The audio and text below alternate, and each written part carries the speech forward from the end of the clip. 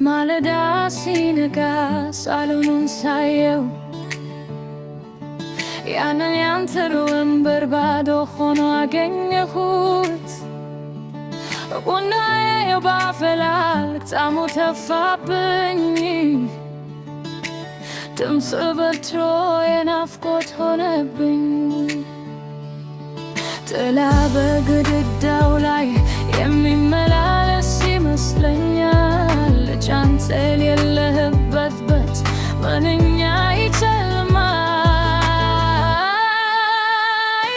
ናፍቆትህ እሳት ነው ልቤን የሚያቃጥል ትዝታ በየቀኑ በዓይኔ ላይ የሚሽከረከር ማየት የሚለው ትዝህት ድር ያንተ መራቅ እኮ ሰላሜን ወሰደ።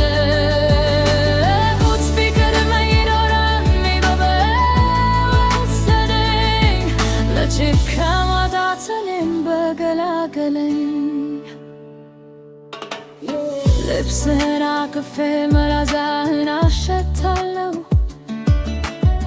በየቀኑ መጥተህ የምታወራኝ ይመስለኛል። በህልሜ አይሃለሁ ፈገግ ስትለኝ። ስነካ እውነቱ መልሶ ይሰብረኛል። ያሳደግኩህ ኩትኩቼ ለካ ለሞት በእናትነት ጉርጉቴ መና ሆኖ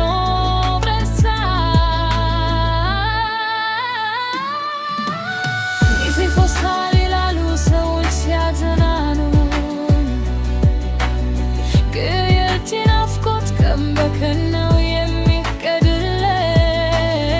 ያንተ መጥፋት ከቶ በምን ይተካል? የእናት ልብ ካንተ ጋር አብሮ ተከብሮ ናፍቆትህ እሳት ነው ልቤ የሚያቃጥል ትዝታ በየቀኑ በዓይኔ ላይ የሚሽከረከር ማየት የሚለው ትንፍህ ተጥል ያንተ መራቅ እኮ ሰላሜን ወሰደ። ቢቀድመኝ ኖሮ እኔን በወሰደኝ ለጭካማታት እኔም በደነገነኝ ተኛለሁ።